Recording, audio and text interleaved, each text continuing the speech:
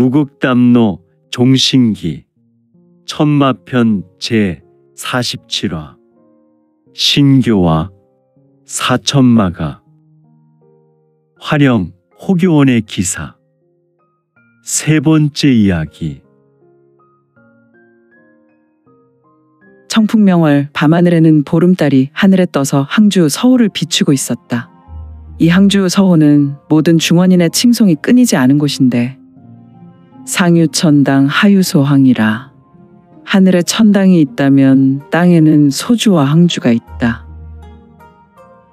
이 항주는 중원인으로 태어났다면 일생에 한 번은 반드시 이곳을 여행해야 한다고 중원인들이 서로 주고받는 필수 덕담이었다.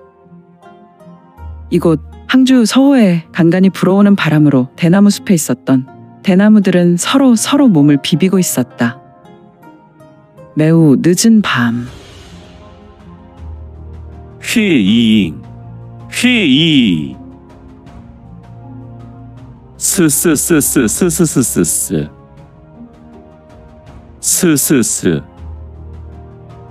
이 대나무 숲에 홀로 서 있는 객점이 있었는데 자실을 지나 축시로 흐르고 있었기에 평소 객점은 영업하지 않은 것이 일상이나 왠지 2층에서 불빛이 흘러나오고 있었으니 분명히 늦은 시간임에도 손님이 객점을 이용하는 것이 아닌가. 청풍명월이라. 하늘에서 내려오는 보름달 달빛은 이 객점을 은은하게 비추고 있었으며 객점 좌측으로 서호가 있었으니 이 서호의 푸른 물결은 은은한 달빛에 의해 아름답게 출렁이고 있었다. 허허, 어찌 이리 목가적인 풍경이 있을 수 있더란 말인가. 이는 반드시 신이 만든 매우 아름다운 풍광이리라. 후루루루루 꿀꺽. 눈이 부리부리하고 얼굴이 매우 강직하였지만 또한 매우 부드러운 인자한 얼굴을 한 중년인이 있었으며 허허, 강직하지만 부드러운 인상이라 매우 모순적인 인상이 아니겠는가. 아무튼 그는 매우 신비한 매력을 가진 중년인이었다. 그는 일반 강호 무부, 즉 무리민들이 입고 있는 평범한 흑색 무복을 입고 있었으며 특이하게 머리에 하나의 머리띠, 농령 홍건을 두르고 있었는데 객잔의 조금 어두운 빛이 이 홍건을 비출 때마다 푸른빛과 붉은빛이 교차되었다. 그리고 앞에 앉아 있었던 소동은 붉은색 홍의를 걸친 홍의동자였다. 이 소동은 앞에 있는 중년인을 보며 자신의 찻잔을 번갈아 보았다. 정아, 너도 차를 마셔보렴. 네. 하지만 제 차는 이미 식어버렸습니다. 그래. 그런데 대인의 차는 아직 뜨거운 김이 오르고 있군요. 후후후후. 녀석. 중년인은 본인의 찻잔을 내려놓고 맞은편 소동의 잔을 들었다. 스스스스스스스스. 오. 중년인의 손을 보라. 그의 우수의 소동이 차를 마시던 잔이 들렸는데 그의 손은 붉게 물들더니 찻잔에서 수증기가 올라오는 것이 아닌가. 허허, 내가 공부의 공력을 사용하여 차를 데우다니. 탁 스르르. 이런. 중년인은 소동의 찻잔을 내려놓았으며 그 찻잔은 부드럽게 미끄러지며 소동이 앉은 자리 앞에서 멈추어 섰다. 이에 소동은 빙그레 웃으며 말한다. 와, 대인께서는 언제나 저를 놀라게 하십니다. 정아, 졸리지 않느냐? 아닙니다. 대인께서 과거 이야기를 해주시니 늦은 밤 시간 가는 줄 모르겠습니다. 허허, 녀석. 이미 자시가 지나가고 있건만. 정말이옵니까? 난 기껏해야 술시나 되었다고 생각했지 뭡니까? 후후후후.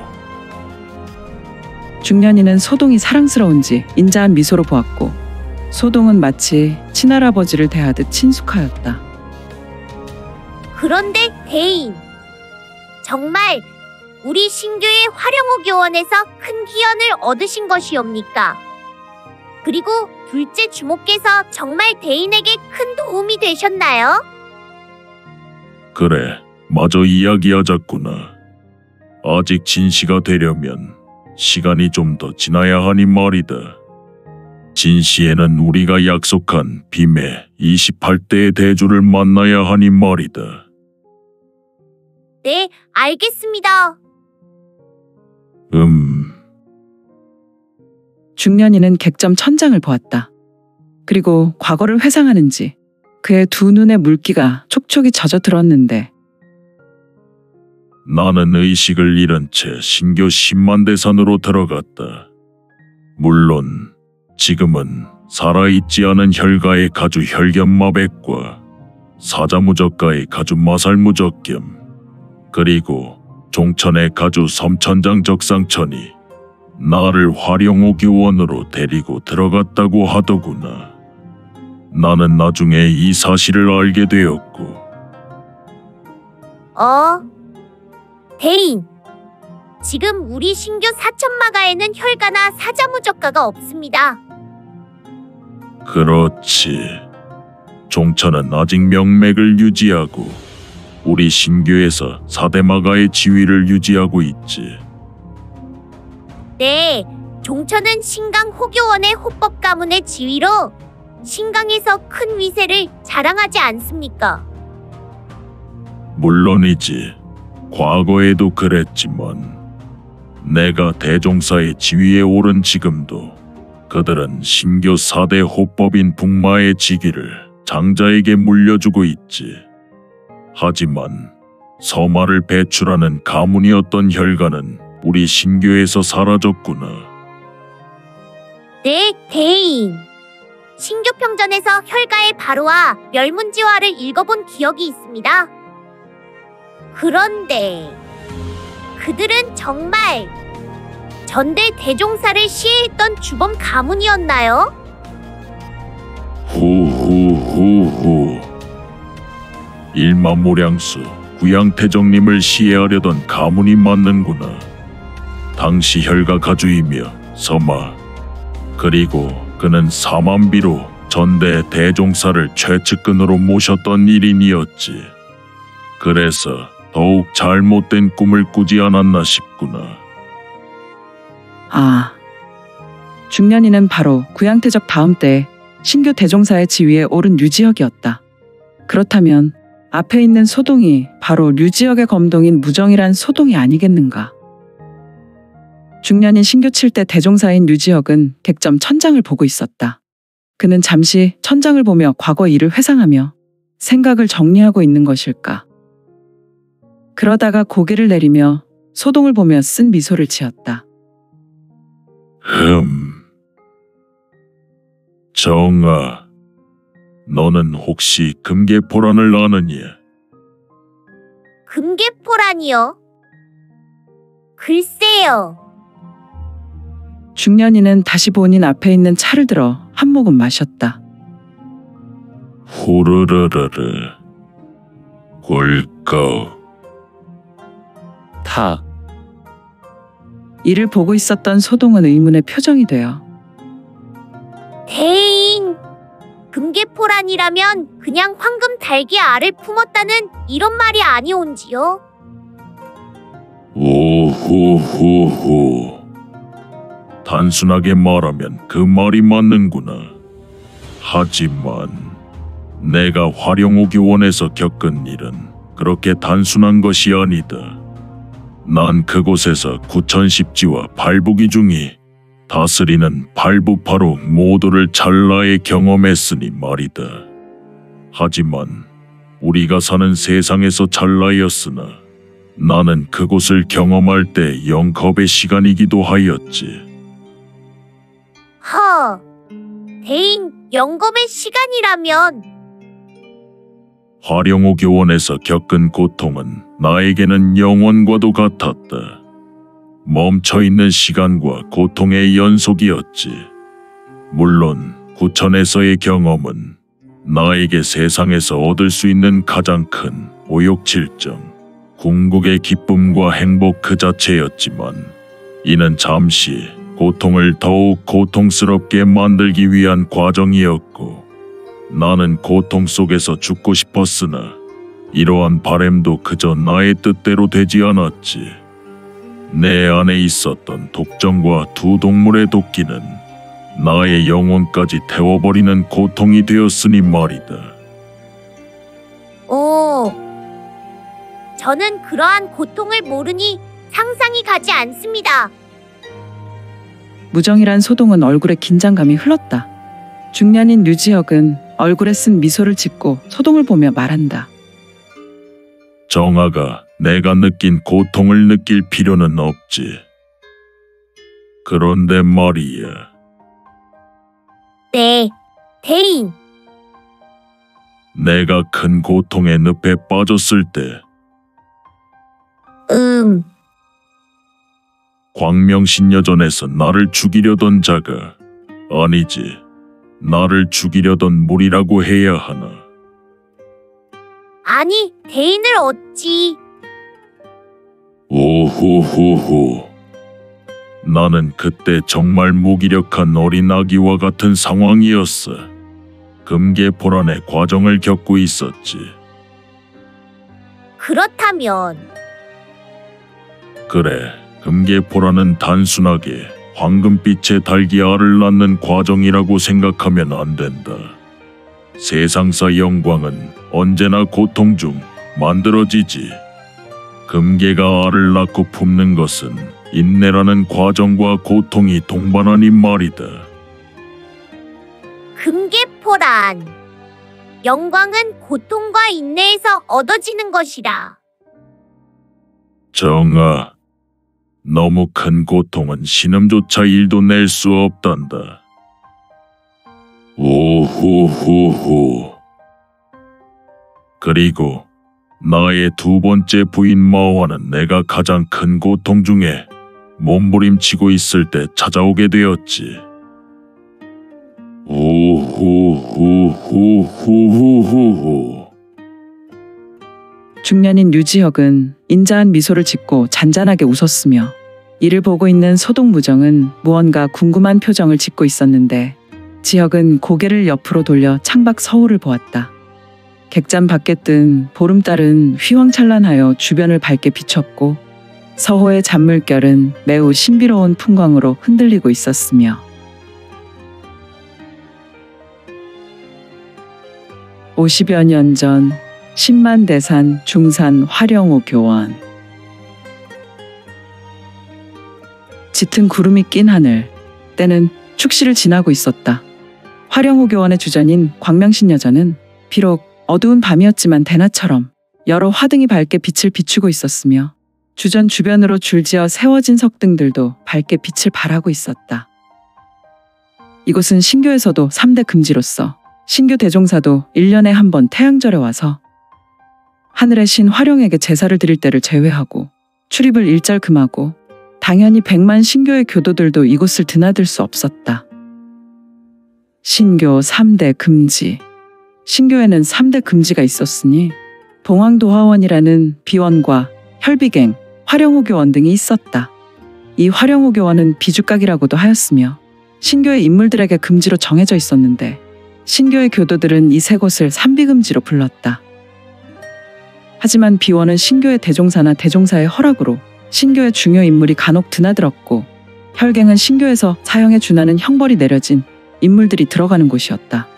물론 대종사는 측근인 인물을 훈계할 때 일정 기간 정해놓고 이곳에 수감하는 일도 있었다.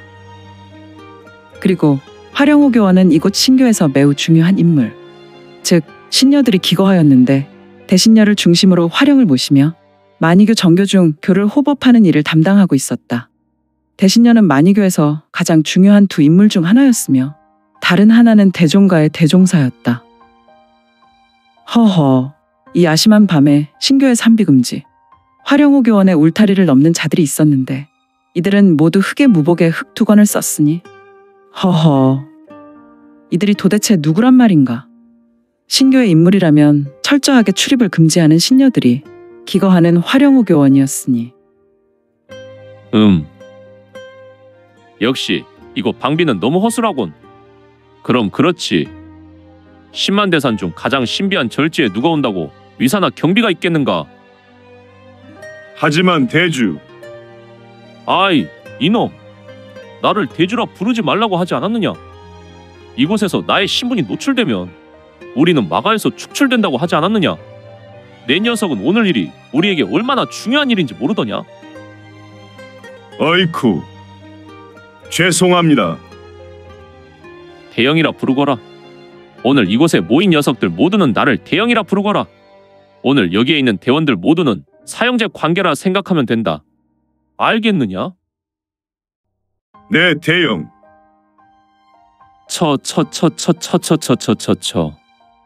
쳐. 딱 10명의 무리였다. 이들은 대주, 아니 대형이라는 자의 명령에 잔잔하게 대답했으며 모두 한 발을 빼고 자리로 부복했다. 흐흐흐흐흐흐흐흐흐. 녀석들, 몸의 밴 행동은 멈출 수 없나 보네. 이놈들아, 속히 일어나거라. 여기서 대영이라는 내게 그런 호래를 하면 신녀 중 하나가 이를 보면 우리가 신교 교도인 것과 무력단의 요원일 것을 능히 추측할 수 있을 것이 아니냐. 아, 알겠습니다.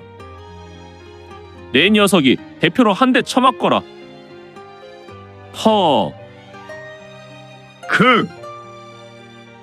녀석 그래도 훈련은 제대로 받았군. 모두 이러들 나라. 알겠습니다. 대형이란 자의 눈빛은 만족한 눈빛이었다. 대형이란 자는 바로 옆에 있는 자의 정강이를 걷어찼고 그는 짤막한 신음을 하였지만 그는 조금도 움직이지 않았다. 그렇다. 이들은 신교 무가 소속의 무사들이었다. 하지만 무엇 때문에 신교가 그만큼지 이 야심한 밤에 찾아와 야행한단 말인가. 대영, 도대체 소가주께서는 무슨 이유로 여기 머문 정체 미상의 남자를 죽이라 하시는 것입니까? 흐흐흐흐흐흐흐. 9명의 인물은 비장한 눈으로 대형이라 부르란 인물을 보았다. 대형은 한동안 말없이 비겁한 웃음을 흘렸고 흐흐흐흐. 녀석들, 너희들은 신교를 이루는 12기둥의 작은 용들이 누구를 연모한다는 것을 아느냐? 물론입니다. 그것은 우리 신교의 꽃 마화님을 원하지 않습니까? 물론 이것은 4대마가, 12마가를 제외하더라도 4천마가의 젊은 이들이라면 모두가 휙. 아! 이크. 대형이란 인물은 본인 좌측의 인물이 말하는 것에 제지하려고 좌수를 휘둘러 머리를 후렸으며 늦은 밤에 둔탁한 소리가 주변에 울렸다. 역시 대형은 경력을 일으켜 머리를 후린 것이다. 머리를 맞은 인물의 얼굴은 두건을 썼기 때문에 알 수 없지만 그의 두 눈은 순식간에 충혈되었기에 그는 매우 큰 고통에 사로잡혔으리라. 아무튼 녀석들아? 대형은 좌에서 우로 돌아봤다. 우리는 감히 오르지 못할 나무는 쳐다보지 않는다. 감히 마화님을 거론하는 것은 신교의 대종가를 능멸하는 것이다. 흐흐흐흐. 하지만 12마가의 소가주들은 다르지. 너희와 나같이 천출 출신이 아니구나. 그들은 대종가보다는 혈통이 못하지만 우리 신교를 받들고 있는 12봉신가이니 말이다. 마화님을 곁에 두는 것에 그나마 아무튼 우리 소가주께서는 어떤 이유인지 모르지만 여기 녀석이 마화님과 깊이 결부되었다고 하시며 녀석에게 죽음을 선사하라고 하셨다. 당연히 우리 마대가 중요한 일에 투입된 것이고. 허허, 분명히 10만 대산이 있는 곳은 언제나 한여름과 같은 기온이지만 이곳 화령호 교원은 다른 10만 대산의 영지와 달리 겨울처럼 기온이 매우 낮았다. 허허, 그러고 보니 이곳 담장과 호교원의 주전인 신여전 주변의 숲은 하얀 눈으로 덮여 있었다. 지금 10명의 낯선 인물들이 밟고 있는 지면에도 눈이 덮여 있었다. 참으로 신비로운 광경이었으며 우리 마가 12명의 소룡들은 마화님과 연관된 일이라면 목숨도 사리지 않으시고 물불을 가리지 않으시지. 흐흐흐흐흐흐흐흐. 마침내 하늘에서는 천천히 눈이 내리고 있었다. 대형이란 자는 하늘을 보았고 허허, 여기는 참으로 신비한 곳이야. 북해 빈공 공주께서 정말 빙정을 이곳에 두고 가신 건가? 그렇다고 이렇게 눈이 오거나 기온이 이렇게 낮을 리가 있나? 대형은 천천히 고개를 내리고 머리를 좌우로 흔들었다. 그리고 본인의 좌수를 내밀고 하늘에서 내려오는 눈을 손으로 받아내었다. 그의 손에 내린 눈은 손이 받아내자마자 스르르 녹아버렸다. 그리고 대형이란 자의 입에서 짙은 입김이 흘러나왔는데 너희도 잘 알다시피 우리는 이곳 호교원에 들어올 수 없는 신분이다. 허, 소문이 사실이었구나.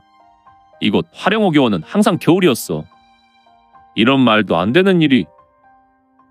역시 우리 신교의 밀지가 확실하고 이곳이야말로 우리 만이교의 성지 중 성지였구나.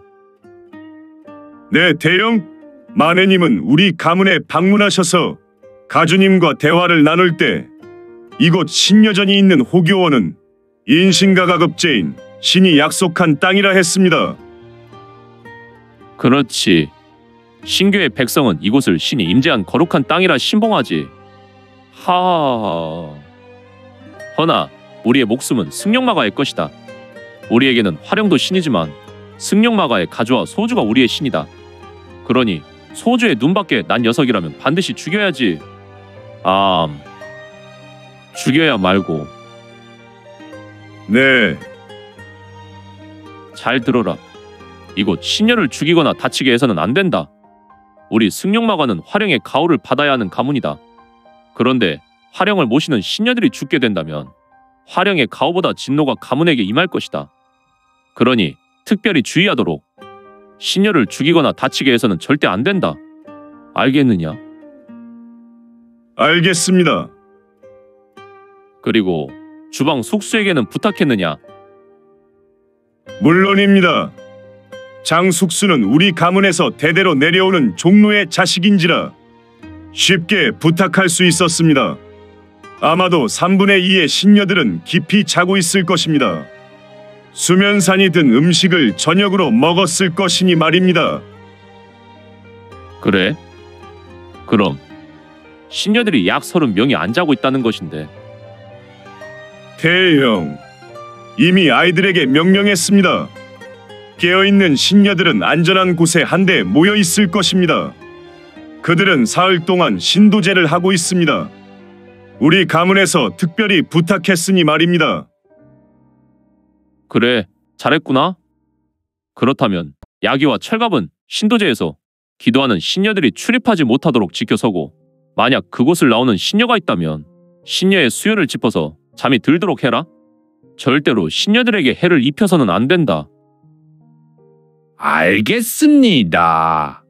대형. 네, 대형. 두 사람은 대형에게 허리를 굽혀 장숙수란 자에게 신녀대전의 구조를 이미 전해 들어 훈련에 임한 이들로 신도제를 거행하는 장소로 보법을 밟으며 달려나갔다. 이들은 역시 신교 내의 절대 무력단의 무사들인가. 승룡마가의 비전이었던 매량모보라는 보법을 신속하게 밟고 달렸으나 요란하지 않았으며 도깨비들이 움직이는 것과 같이 호련한 모습이 되어 순식간에 대전으로 사라져버렸다. 흐흐흐흐. 나머지는 신여전 식솔들을 신속하게 제압한다. 물론 식솔들도 수요를 짚어서 제압하도록. 신교 내의 신녀와 관련 일에 해를 입히면 평생에 재수 없다고 하니 말이다. 흐흐흐흐흐흐흐. 알겠습니다. 대형. 좋구나. 마령과 대두 그리고 휘랑과 막은 식솔들이 자는 숙소를 지켜서라. 그리고 너희들은 사전에 약속된 대로 행동해라. 나머지는 나를 따라 신마소로 가자꾸나. 녀석이 신속하게 삼도천을 건너도록 암행하자꾸나. 네, 알겠습니다. 대형을 둘러선 인물들은 허리를 조아렸고 이후로 보법을 밟았는데 역시 매량모보를 전개했으니 이들의 신형은 호련히 신여대전으로 사라져갔다. 이들의 정체가. 승룡마가의 무인들로 보이는 이들은 도대체 이곳 화령호교원이라는 신교 3대 금지에서 무슨 일을 도모하려는 것인지. 하늘에서 눈이 소리 없이 천천히 내렸는데 이곳 지면은 이미 눈이 덮여 있었으나 시간이 흘러 하늘에서 내리는 눈으로 더욱 소복이 쌓여만 갔고 10명이 있었던 자리는 그 흔적을 지워갔으니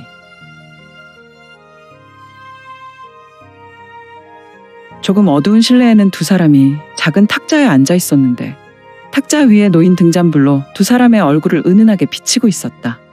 한 사람은 저기를 입었는데 저기는 보통 무사들이 입는 무복이 아니라 조금 고급스러운 경장으로 옷깃을 여미는 부분에 용과 봉황이 한데 어우러진 무늬로 신교 내에서 이 노인이 보통 신분이 아닌 것이 분명해 보였다. 반면 여인은 매우 아름다운 여인이었지만 알 수 없는 위엄과 신비로움과 지혜가 담긴 눈을 가진 여인으로 그녀는 조금 화려한 연미복으로 보이는 옷을 입었는데 다만 이 복장은 일반의 복장이 아니라 재와 의례를 담당할 때 신녀들이 입는 옷처럼 보였다. 물론 일반 신녀들보다 더욱 정교하고 화려한 옷으로 매우 귀해 보였으며 또한 이 여인은 일반 신분 높은 여인들도 감히 쓰지 못하는 작고 아름다운 금관을 머리에 하고 있었으니 대신녀께서 이 귀한 차를 주십니다. 북마 호법께서 이 늦은 시간에 오셨는데 세상에 어떤 차인들 아까울 수 있겠습니까? 허허, 이 노인을 이렇게 대접해 주시니 감사할 따름입니다. 노인은 본인 앞에 놓인 차를 한 모금 마셨다. 역시 제 나라 철관음은 깊고 그윽한 맛이 일품입니다. 네. 그런데 호법께서는 어떻게 이런 늦은 시간에 오셨나요? 그것도 종천의 무사 7을 대동하고 말입니다. 무사들의 모습을 보니 가히 화령의 수호자들처럼 보입니다. 허허, 대신녀께서는 사람이 귀를 즐겁게 해주십니다. 그것도 나와 같은 노인에게 더욱 달콤한 말씀을 하시니 말입니다. 호호호호. 북마께서는 그렇게 웃으시면 안 됩니다. 비록 이 노인이 젊은 청년의 심장은 아니지만 남자로서 가슴이 뛰게 됩니다. 에이. 북마호법께서 더욱 달콤한 말씀을 하시는군요. 하지만 저는 화령을 모시는 대신녀라 성녀라는 것을 잘 아시지 않습니까? 그냥 칭찬으로 듣겠습니다. 허허, 알겠습니다. 그런데 이 늦은 시간에 오셨다면 네, 대종사께서 결심하셨습니다. 그렇다면 대법을 네, 앞으로 사흘 후에 마하가 마정을 갖고 이곳으로 올 것이며 그때 대장군성의 정기를 깨우자고 하십니다. 어머, 그러면 천년 비밀인 종신동경과 성화령을 준비해야겠군요. 네, 대종사께서 원하십니다. 마침내 금계포란의 절정을 보게 되겠군요. 노인은 바로 신규 북마호법이며 종천의 가주인 섬천장, 적상천이지 않은가. 그렇다면 이 아름답고 신비로운 여인은 바로 10만 대산, 100만 만이교의 대신녀가 확실하였다. 그런데 대법은 무슨 대법을 말하는 것이며 신교의 이대 보물 모두를 꺼내놓고 무슨 일을 벌인다는 것인지. 아름다운 대신녀의 두 눈은 보름달과 같이 빛났고 그녀의 눈망울에는 물기가 촉촉하게 젖어 들기까지 하였으며 이를 보고 있는 종천의 가주 적상천은 매우 비장한 표정으로 신녀의 입술을 보았으며 이때 적상천의 귀가 미세하게 흔들리며 꿈틀대었는데